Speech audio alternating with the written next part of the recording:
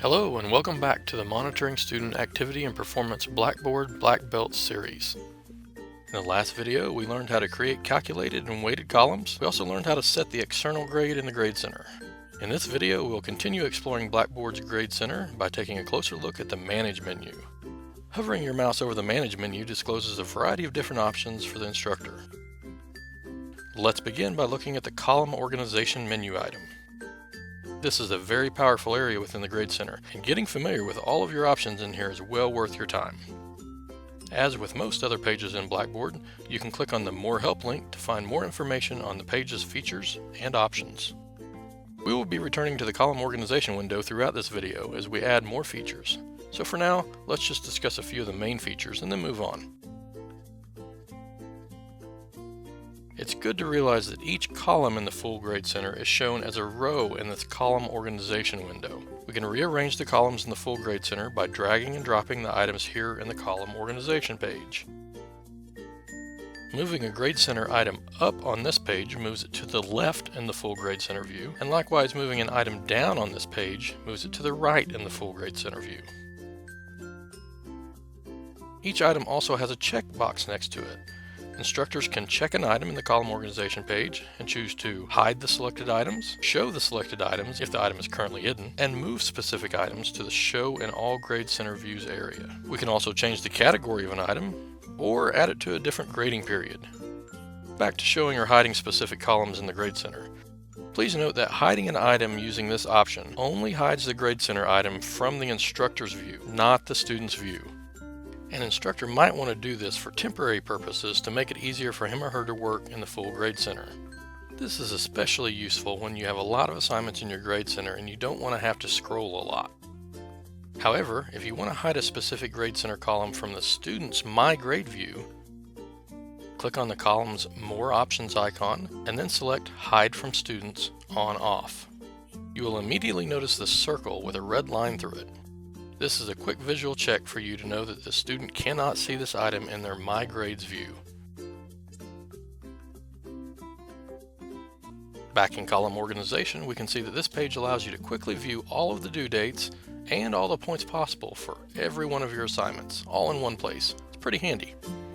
As you may have noticed, all of the assignments and columns in our Grade Center are not assigned to a grading period, so this is a good place to discuss grading periods. Let's move to the Grading Periods function under the Manage menu. We'll return to column organization shortly. Grading periods are a great way for instructors to sort their assignments into sections based on the due dates for those assignments. To create a new grading period, click the Create Grading Period button in the top left of the page. Give your grading period a name, a description if you would like, and then set the grading period's date range. If you're unsure of the exact date range, you can always manually add specific assignments to a specific grading period in column organization. To demonstrate this, let's leave the None option selected and click the Submit button. As you can see, our newly created Unit 1 grading period was added to the list. To modify a previously created grading period, hover over the grading period that you want to edit so that the Options menu icon appears. Click the Options menu icon and then click Edit. Make any desired changes and then click Submit. Now, let's go back into column organization and manually assign a few assignments to our new Unit 2 grading period. Check each assignment that you would like to assign to the grading period, and then click the Change Grading Period to button. Those assignments are now organized under the Unit 2 area. Clicking the Submit button, we will see that the full Grade Center is now organized to show these three assignments first, then the total grade column. Not quite what we want, so let's go back into the column organization and show you a few more features of this powerful area.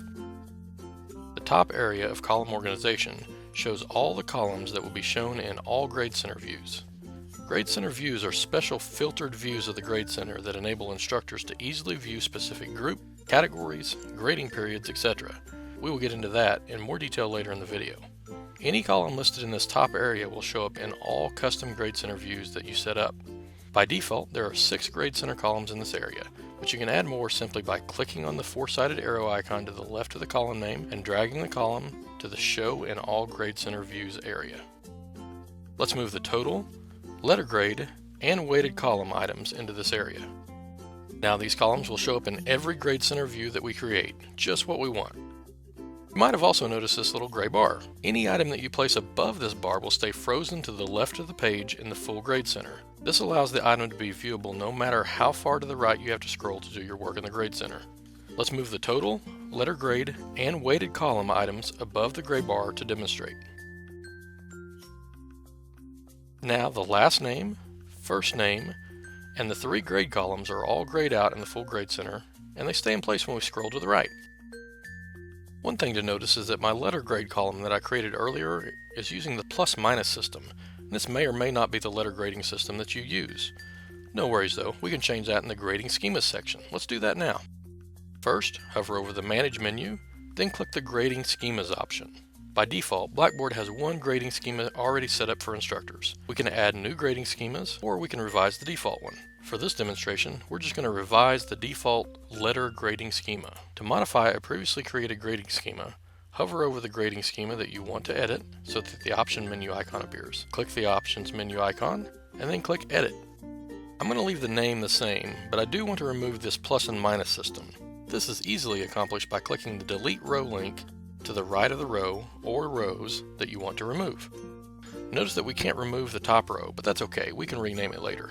Now that we have all the extraneous rows removed, we can rename the A+ row to just A, and then set the grades scored between options to the correct values for our grading schema. One thing to keep in mind when setting these options is that Blackboard is very literal. If you set an A to be from 90% to 100%, a score of 89.99 will be scored as a B. If you plan on rounding your grades, be sure to accommodate for that here. I think I'll be nice and round the grades for the students in this course, so I'm going to make an A be anything from 89.5 to 100%, and then set the remaining letter grades appropriately. If you plan on manually entering letter grades into the full grade center, you may want to consider revising these percentages found under the Will Calculate As column.